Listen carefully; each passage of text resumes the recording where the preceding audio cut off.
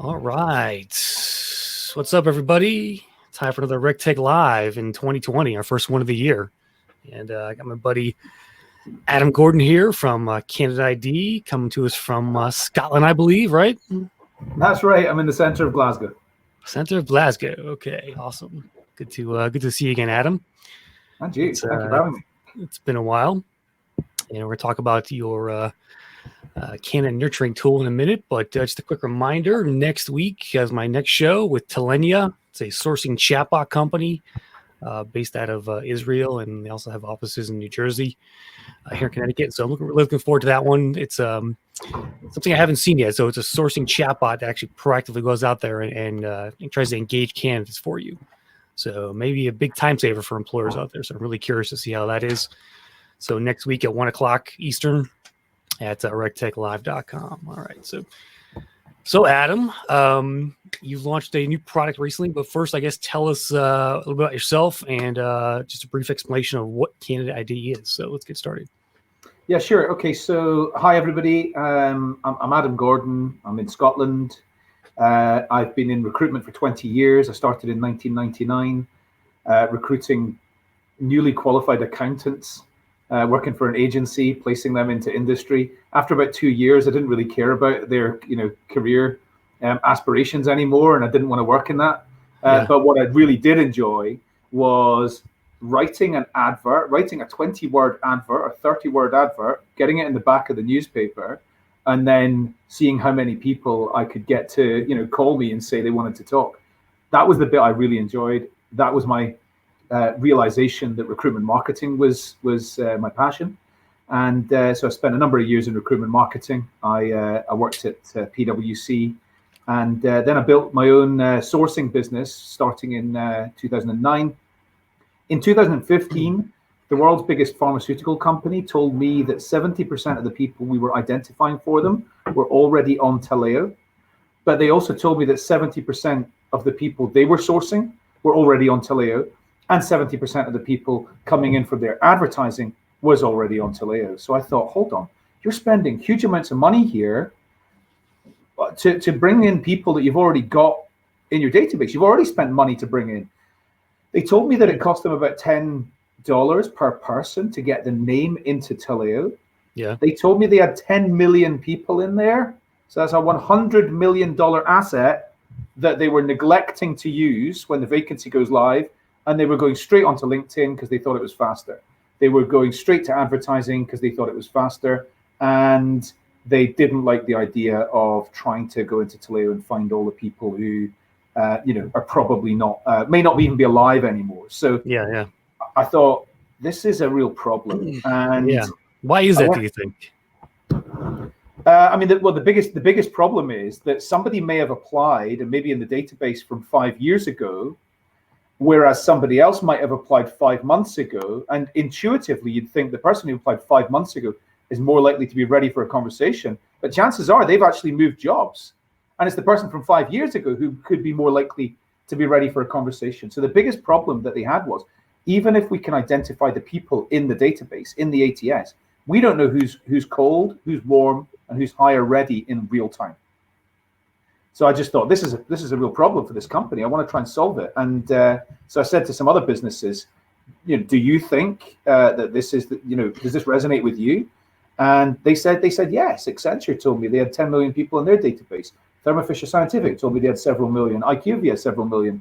And so I thought, this is actually an epidemic. This was not restricted to that pharmaceutical company. That's a good word, epidemic. Yeah. Yeah, absolutely. Widespread inefficiency.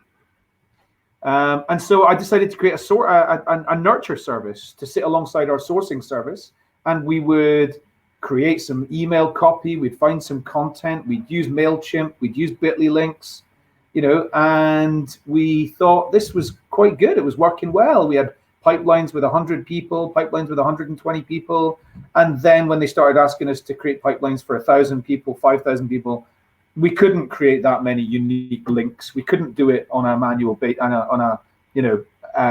had to do it manually. It just wasn't scaling. So round about then, I met another guy based in Glasgow who told me there's a few technology solutions here There's ways of automating. There's ways of automating the nurture. There's ways of tracking and scoring people's interactions with your content. And that's when we looked around at what existed. We couldn't find anything in the recruitment tech market. And we embarked on starting to build our MVP. That was back in 2015. Yeah, and there is some marketing stuff out there like HubSpot. There's some other tools as well that do some kind of nurturing as well. But this is really taking that marketing idea and applying it to recruiting, right? Yeah, no, absolutely. So my co-founder, this might not be any surprise to you, but my co-founder Scott McCrae was the biggest sales partner for Pardot in the UK. Pardot. So Pardot, Marketo, Acton, Sales Fusion, Infusionsoft, Eloqua, they're all products that we took a lot of inspiration from when going about building the first version of Candidate.ID. In fact, the very first version of Candidate.ID was a white label marketing automation product. And then we adapted it. We used some open source components. We added some more recruitment specific kind of workflows to really start to build up and have a product that we could sell to the market. And that's the product that's been in the market up until December. That wasn't scalable for us because every time a new customer came on board, we had to kind of reassemble it each time. And we knew that from back in mid 2017 when we realized we had something that could create real scale here. So it was mid 2017 that we began to work on completely rebuilding the product, and that's been complete as of mid December, just there. So we've built it from the ground up. Yep.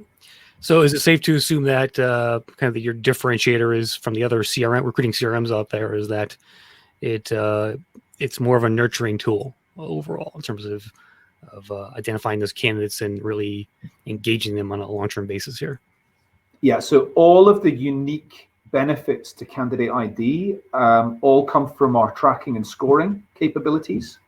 So the tracking and scoring of candidates interacting with an employer's brand across social media, landing pages, career sites, Glassdoor, etc. The impact of being able to do that is, number one, you can filter your candidates by a real-time engagement score, which tells you who's cold and who's hot.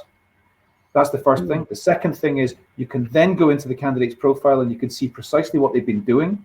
And that way, you know what to say when you pick up the phone to the candidate or you make contact with them. You know what they've been looking at, so you can build rapport quickly as a sourcer or a recruiter. And then the third thing is that Chris and Adam might be in the same pipeline, but Candidate.ID recognizes that Chris likes content about skills in a video format through email, whereas Adam likes content about industry insights in an infographic format through WhatsApp. Chris and Adam are getting different experiences, so Chris and Adam are each much more likely to keep clicking, even though they're getting different experiences and they're in the same pipeline. So all of we believe it's the tracking and scoring aspect is the thing that sets off all the USPs, and our customers are doing recruitment in a different way as a result of having this available to them. Yeah, you're really personalizing the experience for them on a pretty deep level, it sounds like. Yeah, no, absolutely, that's correct. So just in terms of, you mentioned CRM, I think that now we would say that Candidate.ID would be the alternative to recruitment CRM. We would say Candidate.ID does what you thought you were going to be able to do when you bought a recruitment CRM. When you bought a recruitment CRM, you were buying it on the basis it was going to really help you to manage your relationships with candidates. But the challenge is that the only information you get from your recruitment CRM is what you put into it. So it stores your data, it stores information that you put into it, and it enables workflow. So that's much better than what employers were able to generate from an applicant tracking system previously. But the difference is that Candidate.ID enables that workflow, stores that data, and generates data and candidate insights while you're sleeping. So while you're sleeping, candidates are looking at your careers Twitter. They're looking at the hiring manager's LinkedIn profile. They're looking at your Glassdoor page, and they're looking at the job description. You don't want to miss that. You want to know that they've been there doing that. Yeah. What's give me like an example, kind of a mind-blowing example, if you could, of something you learned, about a candidate in this process here. What comes to mind for you? I mean, I can't give you one specific example, but what I can tell you is recruiters contact us regularly to tell us that from the insights they got about a particular candidate, they contacted that candidate. They said to that candidate, there is one example in my mind where a recruiter at a big semiconductor company contacted a candidate and said, hey, I want to tell you about the things that we're doing around connectivity and some other technical thing, and also tell you a bit about the career paths for solutions design engineers, something like that. And the candidate said, well, it's interesting you're calling me about that, because I was looking at your career site and I looked at the job, but the reason I didn't apply was because I wasn't sure I had enough experience. It's a female candidate. I wasn't sure I had enough experience. So the recruiter is able to then say, I mean, basically, of course, it's no shit. I know that, I know you were doing that. You don't say that, of course. However, the recruiter was able to say, okay, well, that's good. Let's maybe just have a quick conversation about your experience and see if you're right. And they talked it through for a few minutes, and it worked out that she did have enough experience. Of course, we all know this now. Males will apply to anything. Females don't apply unless they think they've got a 95% match on what the company's looking for. Right. So, when it came to that, female software engineer was not going to apply for that job. So when you know what people are doing in the background, and you know who's almost there, but then they don't do it, you strike while the iron's hot. You make contact with that person, and it's like, serendipity's hitting them. And it's kind of like, I compare it to Sliding Doors, the movie, where, they go past each other. The love of your life's just walked past you in the street and you never knew. If you're walking past those candidates who are great for the job, they would be interested. They didn't apply. You have the ability now to stop them in the street and say, Chris, listen, I want to tell you about this job. And you go, hold on. Yeah, I want to talk about this job. So we're giving them the insights to stop people in the street. Very cool. Very cool. All right, well, let's see this thing. Let's fire up your screen share there, and let's take a peek inside Candidate.ID. Okay, so one of the reasons I'm so excited about this is because I'm going to be really honest here. The earlier version of the product it did exactly what we said it was going to do. It did what this version does. The difference is it was harder to use. You needed HTML skills. Yep. Change your tab there, by the way. There you go. Okay. You needed HTML skills. It was harder to use, and there were more clicks needed than there are today.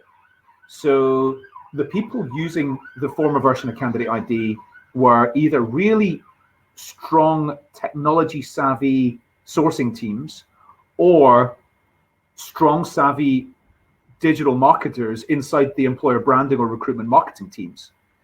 Recruiters weren't really in here running pipelines. Today they can. So this is much easier, so they can. So that's the big difference. So if I look at my homepage, you simplify the product with this latest release. Is that safe to say? Oh, it's much simplified, absolutely. And it just means that you can still do all the sophisticated things that you could do with the old product. They've just all gone into the background. So the user interface is just much more intuitive. Instead of 8 options at every junction, you've now got maybe 3 options. So we're taking, having been in the market for 3 years, so 2017, 18, 19, we launched to the market January 2017. We learned a lot from working very closely with our customers to help them build their campaigns and look at the data. We learned an awful lot about what was needed and what wasn't needed from the product. So there's things that people weren't really using or getting any benefit from that we stripped out. Okay. So this is kind of an overlay onto your ATS, correct? So give us some background here as far as how it fits into the HR stack and that kind of stuff first. Yeah, so you would situate Candidate.ID on top of your ATS. You would connect it with your career site. So using tracking script. In fact, I'll just show you a quick slide, in fact, that explains this. So this is an example for a retail business. They've got their HRIS. On top of that, they've got their applicant tracking system, which they use for managing vacancies. And then the bit in green up here is the is Candidate ID. So they use it for job, not vacancy management, but they do create jobs in here where they are attaching relevant candidates to those jobs for the future. They're using it as a CRM. They have a general talent pool for their irregular hires. So every 6 months they hire a tax manager or something like that. Those people would get a newsletter once every 2 or 3 weeks. And then for the areas where they're regularly hiring, retail managers, digital, buyers, and merchandisers, these people all are in dedicated segments where they're getting a more intensive kind of nurture experience. Yeah, we call those evergreen jobs over here. Yeah, absolutely. It's a term that I use as well. So it connects with their career site. So you put tracking script from Candidate.ID onto the career site so you can track candidates there. It's used for the communication aspects of the employee referral program. They build landing pages from Candidate.ID for campaigns. And in terms of social media and any other websites they don't own, everything they post on there, they post it using Candidate.ID generated trackable links. So they post on Twitter, 10 ways to be a better product manager. Any candidates who click on that, it knows that that individual's clicked on that link. So that's how we're able to track the digital footprint beyond an employer's owned assets. The reason I've applied these other sort of channels of candidates up at the top is because you can, on your job board postings, through programmatic, in terms of sourcing and predictive sourcing, there's ways to use Candidate ID in here as well. You just apply links in the right places. Gotcha. Okay. One other thing that's probably worth just explaining is in terms of how it actually works. So the 3 technical components are cookie tracking, IP recognition, and fingerprint. So Candidate ID is able to determine what a person's location is, what browser they're using, what's their operating system, what's their screen resolution, and various other clues, which mean when they start on a cell phone and then they go onto a laptop, we're still tracking that. When they start on Chrome and go onto Brave, we're still tracking that. Yeah. How much of that happens, Adam, like going from mobile to desktop or vice versa? Do you have a sense of how often that happens? Yeah, it happens around 20% of the time. It happens at the bottom of the funnel when candidates are starting to become what we call hire ready. So it happens regularly in that area, because what they'll do is they'll get the message by text or WhatsApp or however they get the message, and they will click on the link, they'll start looking at the content, and then they'll go, I'm actually really interested in this employer. They probably don't want to do that on a small screen because they feel like, I mean, we still feel like we're missing things if we do it on a small screen. When you get really serious about something, you do it on a laptop or maybe a tablet. But yeah, so we see a lot more shifting devices down at the bottom of the funnel. And it's actually an indicator, it's a strong indicator that somebody's hire ready, is if they've changed devices to continue reviewing the content. Very cool. So what it's actually, in terms of what it's actually tracking, as I've kind of mentioned already, but it's tracking when they open an email or text message, when they click on a link from that email, text message, or social media message, when they're interacting with the landing pages, career site, corporate website, and then, as I mentioned, any other websites that you don't own that you can apply content to, it's able to track all of that as well. So it's a pretty broad digital footprint. Yeah. Okay. So just back to Candidate ID. Okay, so on the dashboard, I've got a pipeline overview. I can select the pipeline I want to take a look at. Here's my engineers pipeline. Automatically, I can see there's 250 cold, 499 warm, 250 who are hire ready. Now, who's cold, warm, and hire ready is determined by a combination of their engagement points and how recently active they've been. Okay. So, for example, somebody could be on 50 points and they may be hire ready because they're on 50 points and they've been interacting in the last couple of weeks. Somebody might also be on 50 points and be cold because they have not done anything for 6 months. So people move back and forward according to their points going up, their points going down, and when they were last active.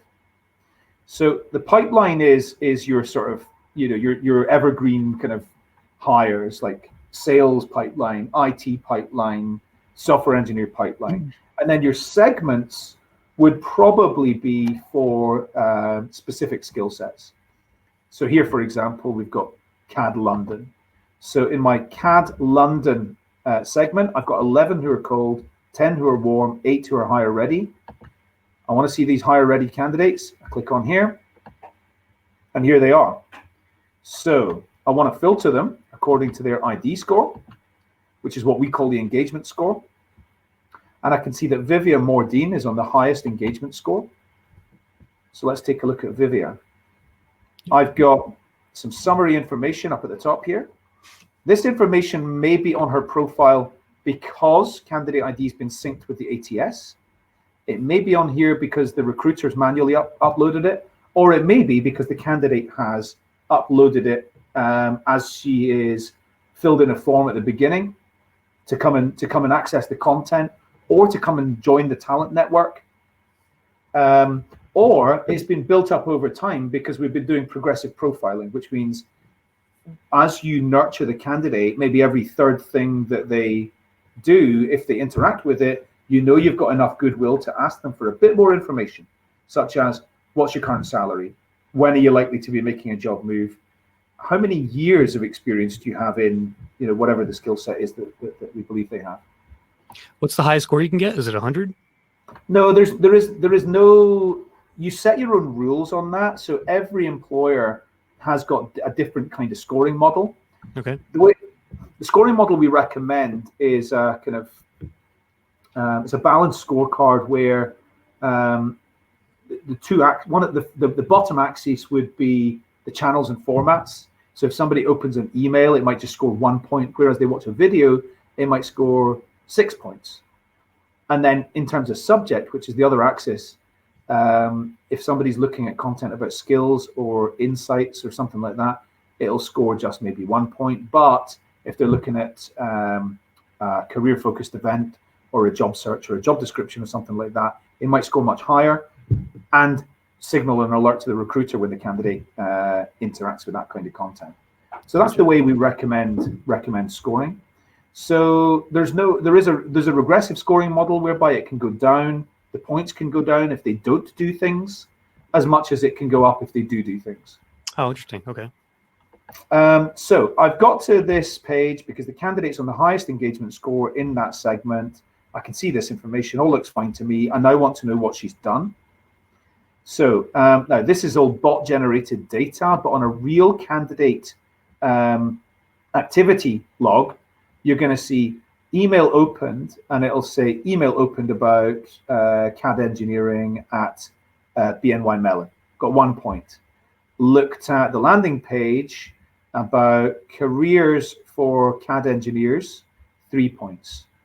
A couple of days later, opened the email with the CEO's, a welcome from the CEO, got 1 point. Looked at the CEO's blog about the culture in the company, got 3 points. Looked at the video for the CAD engineer explaining what they think about working there, got 3 points. So you've got a script. By being able to see exactly what the candidate's done, you've got a script and you know exactly what to say. So I can now send an email from here. I can also send a text message if I've got a real cell phone number in here. And by this time in March, we'll have full WhatsApp integration as well. So you'll be able to contact candidates that way. So other things on the candidate profile that are more CRM-y, which are new for Candidate ID, are calls and notes. So I can add in manually that I've spoken to the candidate and this is the outcome of the call. I can schedule reminders in here as well, alerts into me. I could automatically connect this to my email and calendar, so that if I'm talking to the candidate through Outlook or Gmail or whatever, then it'll just replicate that history in here. Or also, of course, if I've arranged an interview with the candidate or a coffee meeting or something like that, the details of that will also replicate in here. Documents is where you can add resumes, professional qualifications, right to work documents, those kinds of things. And then privacy preferences will tell you what they've subscribed for, retention date, very important for GDPR, basis of processing. So basis of processing means legitimate interest or 12-month opt-in or whatever it might be. So with Candidate.ID, a lot of organizations say, okay, tell us about the GDPR impact of this. Well, if you're a bank or some other highly regulated organization, you're going to need candidates to opt in every 6 months or delete them. At this point, most of those organizations are simply deleting them. They're not making any attempt to try and nurture them and keep in contact with them. Using Candidate.ID, you put them through a nurture program where you actually ask them to opt in. They're much, much more likely to than if you've ignored them. That's the first thing. If you can use legitimate interest as the legal basis for retaining their data. So in Germany, you wouldn't do that. It's very conservative. In banking, you wouldn't do that. It's very conservative. But if you're a Dutch retailer or a UK manufacturing company, you're probably going to go with legitimate interest. And what that means is the retention date will keep going out with every click the candidate makes. So you can do some really cool things around automatic GDPR compliance with Candidate.ID. Very cool. Okay, other things to show you would be, again, new for Candidate.ID. There is a company section. So you can create your competitors in here. If you are BNY Mellon, you could add Goldman Sachs and Merrill Lynch into your as company profiles in here, and then any candidates that come into your database will automatically get attached to that company page. If, for example, a company issues a profit warning or has some scandal or something like that, you might want to very quickly reach out to all of those people, and that's a good way of doing that.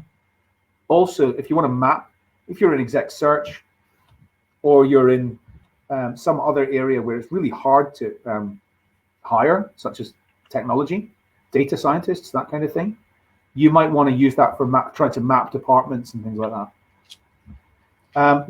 Will the system alert the recruiter, like who's a really hot prospect that came to the site today, maybe through an email or text as well? Yeah, absolutely. You can set up rules like that. You can set up rules which are, tell me if the candidate, pretty much glanced in our direction. And if you're recruiting, one thing we've learned is the 3 key areas where our customers are using Candidate.ID for so far, of course, are technology people, sciencey type people, medical and sciencey people, and sales. They're the 3 really common areas. Salespeople interact in a completely different way to technologists. So if a salesperson glances your direction, if you're hiring lots of salespeople, the salesperson glances your direction, that doesn't mean they're ready for a conversation. The technology person, the data scientist, glances your direction. You need to know that information because they probably won't be glancing in your direction unless they are actually interested. So you want more alerts set up for certain pipelines. We know that if they look at the job description, that means different things in different job disciplines. So for some job discipline, it's going to mean they're probably ready for a conversation. Whereas in something like sales, they look at the job description, it doesn't mean anything. It means absolutely nothing. They're just benchmarking, and they probably do it routinely. They probably do it daily. So it's not a high indicator they're hire ready. Yeah, I gotta think too, this really increases the chance of just grabbing the attention of that person when you do call them or email them. Overall, if you know they hit the site recently or they opened that email, 2 hours ago, I would think that hopping on the system and starting to engage that candidate at that point is just going to really increase that conversion rate overall, right? So Specsavers is Europe's biggest optometry retail business. They're in about 8 countries, I think. And they went in the UK, they increased the number of hires per recruiter by 50% by month 13. Wow. As a result of almost eliminating cold contact. They completely changed their approach from being let's call people at their place of work and find out complete top of the funnel conversations. Would you be interested in a conversation?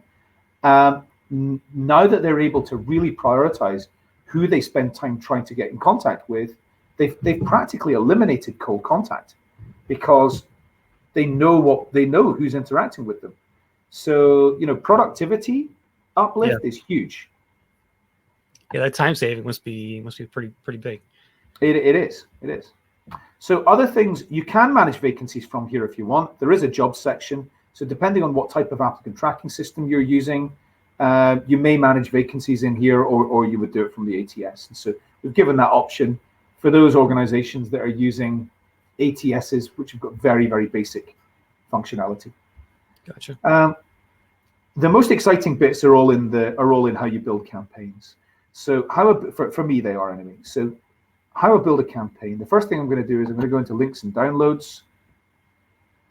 And this is where I'm going to, okay, so my session expired. So I'm going to go into links and downloads. And I'm going to go and add in a new piece of content. So I click new. So this is effectively my content library. So I can just click on here. I can upload the new piece of content, and or if it's a web link. So I could track somebody going to my competitor's career site. I just paste in the URL in here. Candidate.ID will then give me a custom URL for that piece of content, or a redirect link for that other website you want to track. Yeah. And then simply with that, I can start sharing that on social media, and Candidate.ID will start to track anybody on my database who's already looking at it. Huh. Anybody who's not on my database, who's looking at that content, is still going to track and score they've done that, but it's going to add that history and engagement points to an anonymous profile. That anonymous profile's unique identifier is the IP address. So using a programmatic solution, I can actually remarket to those IP addresses, which is something that, if you're hiring robotics engineers, there are not very many of them, and you can see 15 anonymous profiles have been looking at your job description in the last day, you might want to get a couple of adverts out to retarget, those IP addresses. That's not something that we offer. It is something you would need to connect with your favorite advertising solution. Yeah. So that's how I put my assets in here. And then I'm going to go to my form builder if I want to go and create forms to get data capture. I could go into my landing page builder, click new, and then each organization will have their own templates in here. I'll select my template. It'll ask me to fill in various fields on the right-hand side. I could drop in the text. I can or type in the text, and I can drop in my content assets, and it'll give me a URL for that page. I've also got an email builder, so you can build your email templates in here as well. We help customers to do that, to build landing page templates and email templates at the beginning. And then the other thing I can do is, this is to me the most exciting bit, I go into my campaign builder. And so my campaign builder is where I can have a lot of fun. So I could go to an existing campaign, and I can just clone this, or go in and just edit this, and add further things to this particular campaign. I'll start one from brand new just to show you how easy this is. So I'll go to my campaign builder, new Rep Tech New York is what I'm going to call it, and I'm going to call it a nurture campaign. So the pipeline that I want in here is my engineers. New candidates should go straight into the campaign. I'm going to make it live on Sundays because I know these people are very busy during the week. I'm going to select that I want it to go to them in the morning between 8 and 9 a.m. So every time a message goes out to candidates from this campaign, it'll go out at that point. And now is the fun bit. This is the creative bit. So I select my first node to start building my campaign. I click on here, and all I need to know is what are the actions and what are the decisions. So I go into my actions, and the first thing I'm going to do is I'm going to send an email to everybody in the pipeline. So I'll call that email 1. and I want it to go out on Sunday, so that's in 3 days. Okay. So this means they apply to a job and then they get the email, or walk me through the actual initial. No, this is, well, it could be they've signed up for the talent network. If they sign up, to be part of the database, then they will go in here from the start. Okay. Absolutely. But a lot of the people our customers are trying to nurture here, of course, they're already on the database. They're just not doing anything with them. Yeah. Gotcha. So the first thing I want to do is I'm going to send them all an email, and then I'm going to select what I want to happen from there. So my decision is, if the candidate opens the email, okay, so I'll call that E1 open, and what I want to happen is I want to wait 2 days before triggering actions. So after 2 days, if they have opened the email, if they haven't opened the email, I'm going to get them a text message. Automatically, a text message will go out with the same content. Generally, this will drive 20-25% of additional engagement. Okay, so they haven't opened the email, they get a text message. If they have opened the email, I want to do several things. The first is I want them to, I want their points to go up, E1, and they go up by 1 point for opening the email. I'm doing this for the entire pipeline, so I'm not doing this for each candidate, of course. So their points go up by 1 if they open that email. Other things, I want them to become warm. I want them to go into the warm section if they have opened that email. I then want to also know if they have visited my career site. So it's career site visit, and it would be, you'd enter the career site address here. And so 1 day after they do that, what I want to happen is that the recruiter gets an alert. So I want send user a notification, user being the recruiter, careers site visit. I'll select my user. And what this does is it triggers, I'll give it 1 day after they've done that so we don't stalk them. Save. So as you can see, I'm building out like some really good workflows here, automated workflows. And this is very, very simple for me to do. So all I need to really understand is the actions and the decisions. And if I can understand the actions and decisions, and I'll start off with simple things. I'll start off doing simple things. Yep. So walk us through that flow you just created there again, just from like start to finish here, just to give us a high level overview here. Yeah, absolutely. So first thing that happens is the candidates all get an email. If they don't open the email within 2 days, then the next stage is they get a text message with the same content, but it's just an alternative way of getting their attention. Because they haven't opened an email, it may well be they prefer text message. Okay. Once WhatsApp's an option in 2 months' time, that will be another. If they don't open the text message, they get it by WhatsApp, or it may be WhatsApp comes before the text message. Okay. Now, if they have opened the email, then I want to mark them as warm. If they have opened the email, I want their points to be adjusted by 1. I want them to get 1 additional engagement point for opening the email. And then if from that email they visit the career site, I want my recruiter to get a notification that the candidate did that. Now I could build out other things, such as if they visited the career site, I could click on here and I could add, they go from warm to hire ready. Their points go up by another 5 or another 8 or whatever. If they go from the text message to the career site, I would replicate, what's happening here, such as, their points go up by 5. The recruiter gets a notification. So that's just some of the things that you can do with this. Yeah. The other thing is I can create some base rules.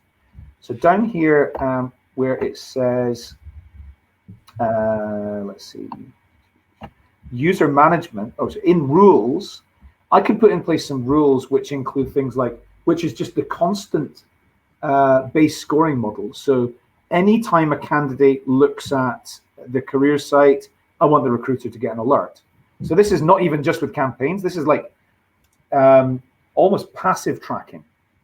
Anytime a candidate looks at the hiring manager's LinkedIn profile, I want a notification. Anytime they click on our careers Facebook or Twitter or Instagram or whatever, I want points going on to the candidate's history.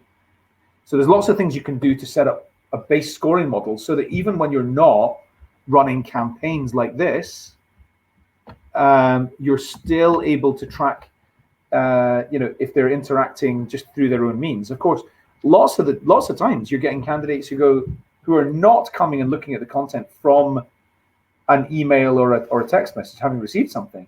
They're going onto Google first and they're going, oh yeah, what's that company that's been sending me things? Scottish Power. They Google Scottish Power, then go onto the career site. You want to be able to track that they're doing those things, using their own initiative, as opposed to because you have generated that interest. Yeah. Interesting. Adam, what have you seen? I know you're based in Europe there, and you've also been in the U.S. as well. What's the difference between the U.S. recruiting right now and Europe in terms of how they view recruiting, marketing, and this kind of content nurturing, things like that? Does anything come to mind there? Yeah, I mean, I got to be honest, this might be quite controversial. I think that recruitment marketing is more sophisticated in the UK and probably the Netherlands than it is anywhere else in the world.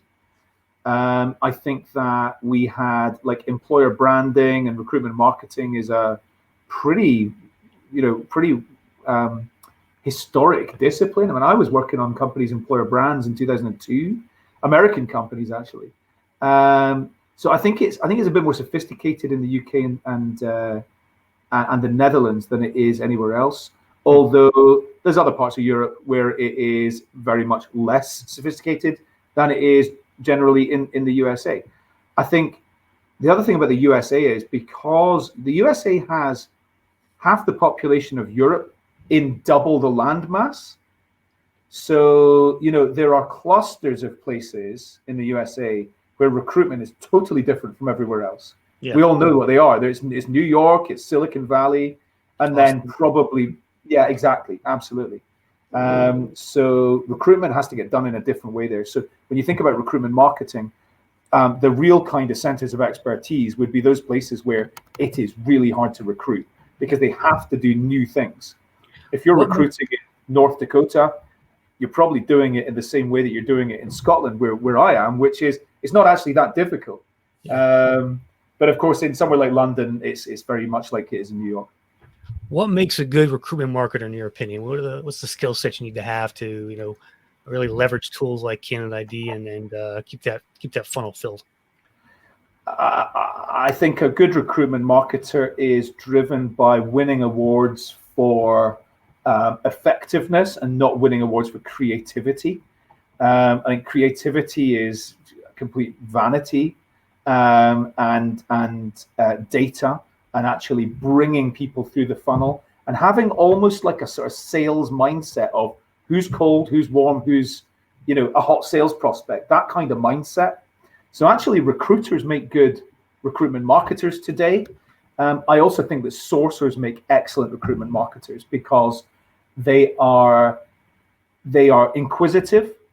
They want to know what's the results of doing something in a slightly different way. They A/B test things all the time, and they're really, really curious. So I think sourcers make excellent recruitment marketers. By trying to win awards for creativity, downplaying that, of course, the content is important. If your content is average, people are not going to open it. If your subject heading is sparky and the call to action in the email is, easy to see why somebody should click on that, you don't have loads and loads of text. You understand that everybody is different and everybody reacts to different things favorably.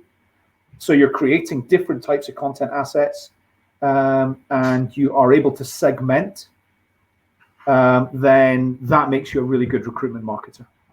Good stuff, Adam. One of the viewers wanted to know if you could share those slides in the with the audience as well. I don't know if you have a link to that or anything, but you can throw it in the show notes too after if you like. I will do my best to do that. Because the slides, there's a few other things in the slides which might be really interesting, such as here's a sample. There's a sample kind of content map and a couple of other things that are. It's all stuff that is like you can go and make use of this. Yeah. So I will share that. Will you guys be at any shows in the US or in Europe in this coming year? So we did over 40 events last year as we were kind of building up the story, and we were building up, we spent the last 3 years really doing a lot of what we call education, explaining why this is an important way to do things, really talking about the art of the possible. Now that the product is much easier to use and ready for scale, we're focusing on I'll be really frank, we're focusing pretty intensively on closing a lot of the sales leads that we've generated over the last 3 years. We will be in the USA. I'll be personally at an event in Seattle at the end of April, and so anybody in Seattle, I'd really love to hear from you. I'm also going to be based from New York for 6 weeks, from the end of June through till early for the last week of June, whole of July, first week of August. So hopefully, I think Chris, you're in New York. I was in there last night, so I'll stop down and we'll have a pint. Yeah, no, absolutely. And so I'm going to be spending a lot of time in the US, a lot more time in the USA this year. I will also be at Unleash. I'll be at the TA Tech event at Unleash in Europe in March. I'm not sure if you're making it. Are you over for that? Nothing on my schedule yet. No, I got a few other events. I'm going to San Francisco at the end of this month to TA week. Yeah, that's next. Okay. I'm not sure, I'm afraid, how I add an attachment to the chat here. That's all right. Should be maybe a link to it afterwards, and I'll get it out through email to the registered users here. Yeah, I can't. I will be able to do that. I probably won't be able to do that and talk at the same time. No problem, Adam. Well, Adam Gordon from Candidate.ID, appreciate your time today. Thanks for the drop some knowledge on us, and good luck with the product. No, thanks so much for having me. It's been a real pleasure and an honor to be your first of 2020. All right, happy New Year, everybody. Well, thanks again, Adam, and we'll see everybody next week. Peace out.